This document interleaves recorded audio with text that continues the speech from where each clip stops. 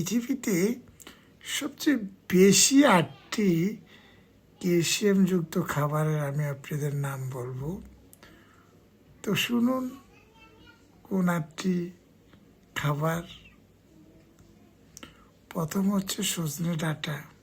প্রচুর পরিমাণে ক্যালসিয়াম আছে এই সজনে ডাঁটায়।